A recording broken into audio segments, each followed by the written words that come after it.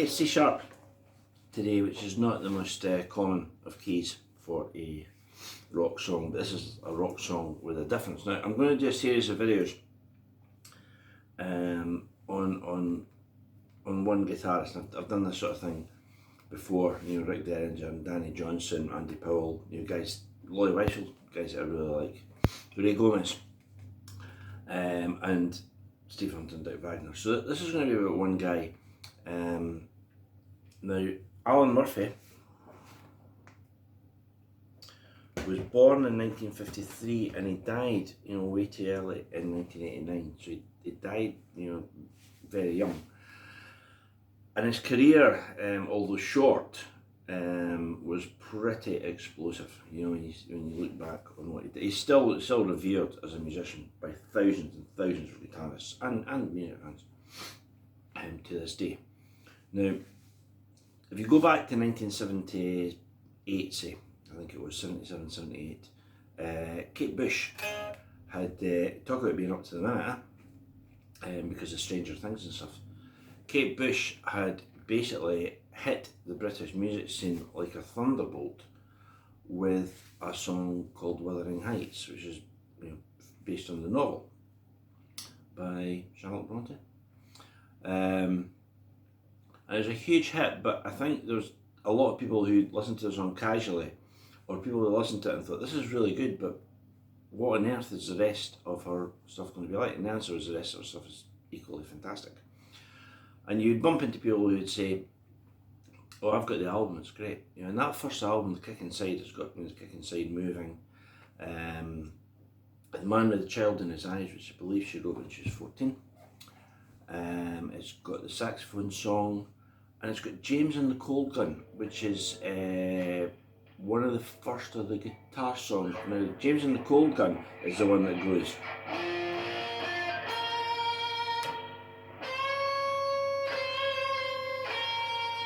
And there's that melody in the middle. What happens is it comes off an E flat.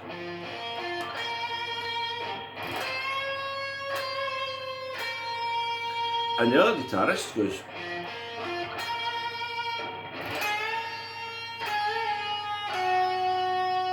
And even better than those lines being so, you know, beautifully laid out is the first time they play it.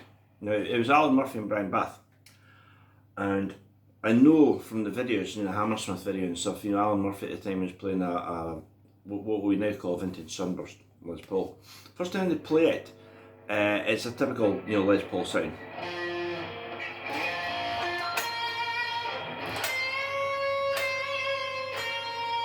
Next time they play it, switch to the next pickup. I don't have a neck pickup here, so I have to go.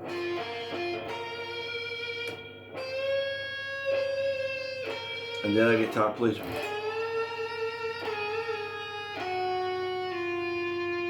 You get a beautiful harmony. James and the Cold Gun.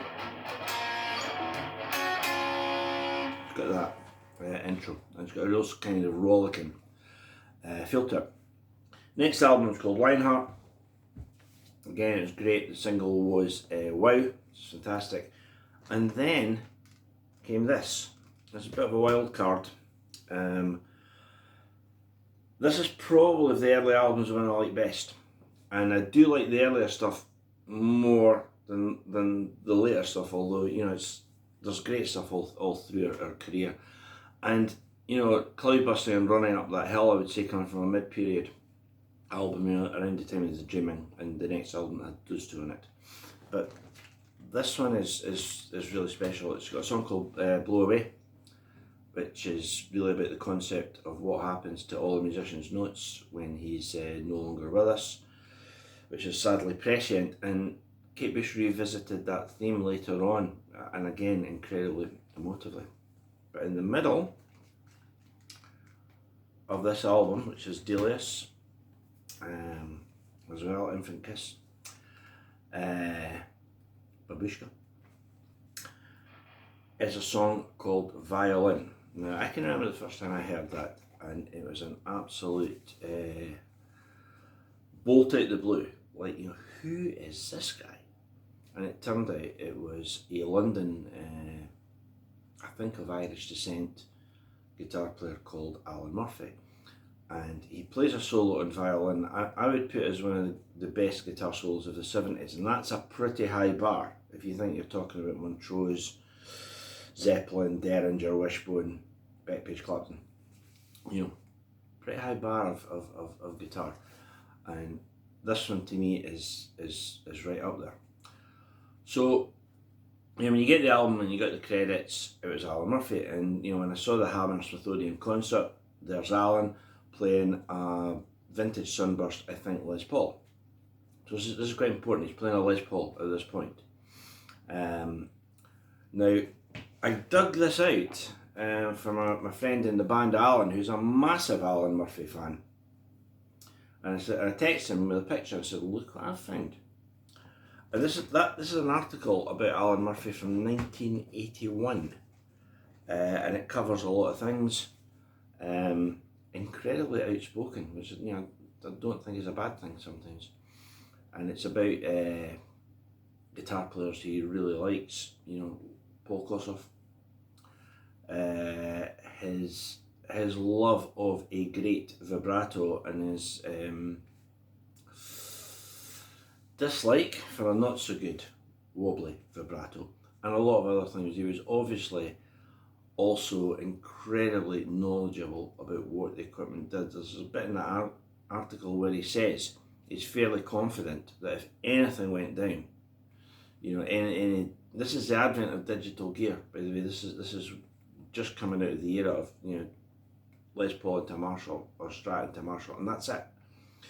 This is coming into the era of rack mount delays and chorus and, you know, pitch shifters and all this sort of stuff.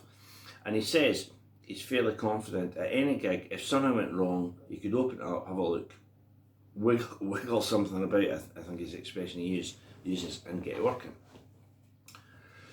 Now, I thought that article from memory, and you know, let's be fair, it is a long time ago, I thought that was around the Kate Bush era, but I think Violin was about 79.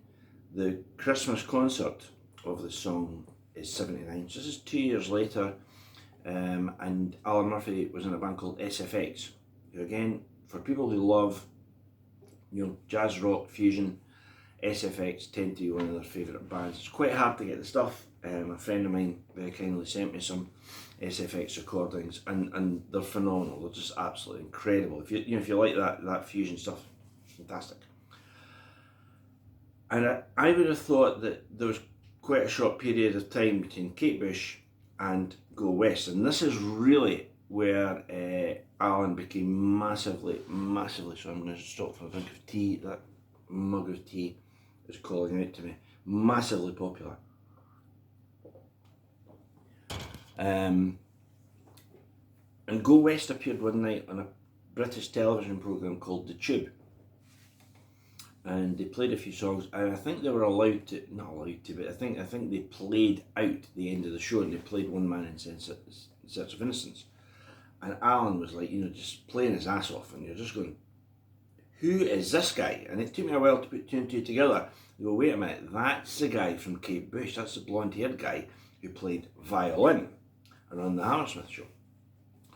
But this time his style was very, very different to violin. Now, he may have played this style for years and years, and violin is just an example of a different style, which we'll get to in a minute. With Go West, if you hear someone, I mean, I first heard it from Nick Kershaw, and on his first album there's a bit where I think he plays, and on the lower note of every one of those two note phrases, he would scoop up the bar. Now, I don't think there's anyone on the planet has ever done it as well as Alan Murphy. The Go West stuff, you know, SOS, Don't Look Down, all these songs, they've got all that stuff, you know. Some people who like them both would say, well, that was kind of influenced by Alan Holdsworth, in the same way that Francis Donner's style was influenced by, you know, maybe the chromaticism, you know, that he got, more of that in a minute later too, that he got from Alan Holdsworth. Now, all of us get lots of stuff from everyone. So whether it came from Alan Holdsworth or not, ultimately it doesn't matter. It sounded fantastic, and it was incredibly complex. I don't like the phrase cutting edge, but cutting edge guitar solos in a pop song. You know, because Go West, you know, these fabulous vocals by Peter Cox. They were, you could categorise as a synthy pop band, although because of the virtuoso level, I would probably say the closest thing you would compare them to from the era was It Bites, which again had Francis Dye.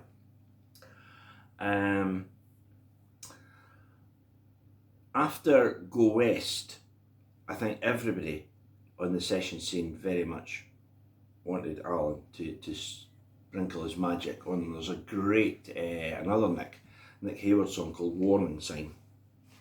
You hear Alan Murphy play some fantastic stuff. He then did some stuff with Mike and the Mechanics. The stuff with the bar is beautifully melodic. You know, for a guy who can play incredibly complex stuff, you know, like SFX, not to say that stuff's not melodic, it is. But sometimes you would just play a melody, scooping the notes of the bar, and it's just mind-blowingly great. That's the best way I can describe it. Alan Murphy then ended up in Level 42. I don't know any of that stuff. I think my friends say, yeah, it was still absolutely fantastic. This time he was over a funk backing, and he was still doing the tremolo bar stuff. As I say, the first time I saw a video of Alan playing, he was playing a Dark Burst Les Paul with Kate Bush. Now, if any of these facts are wrong, please, you know, let me know and say, well, no, that's wrong, blah blah blah. And watching the videos of the show over the weekend, it looks like he's playing a little Music Man amp, but by this time, there's quite a lot about him playing a Missy Boogie, playing through a Missy Boogie. I think that's what most of us would spring to mind when you think of Alan Murphy. But in some of the Kate Bush stuff, it looks like he's got this tiny little Music Man, which I know were great amps of the time. It had a fantastic sound, but he was one of these guys who could get a sound, you know, with his hands, because that's really all you've got. The best equipment in the world. You know, if you play badly, you know, it won't do any good. Another thing he says in that interview is how hard he hit the string, and I can remember hearing that. And, you know, at the time I was using a fairly flexible guitar pick. Like whereas now I've got a Dunlop Jazz 3, which is a very rigid pick, as you know. And he said if you want to get anything at the string, you've got to really whack it. And that always struck with me. You know, and sometimes I'm certainly guilty of hitting the strings too hard, you know, because I get a bit carried away. Anyway, back to Alan. As I say, his career was very short, sadly. But he's certainly left a mark, and for me, this solo in Violin is, you know, just absolutely incredible. So I'm going to go through in the next videos all the parts of Kate Bush's Violin, featuring Alan Murphy's guitar solo, and hopefully, you know, anyone who likes that song and that playing, or maybe if you're not aware of it, it might make you seek it out. Which I would thoroughly recommend. I'll go through all the chords, some of the approaches, the sound of the record, and then the main thrust is going to be Alan's solo, which was absolutely phenomenal. So that'll be in the next video. Okay, thanks for watching.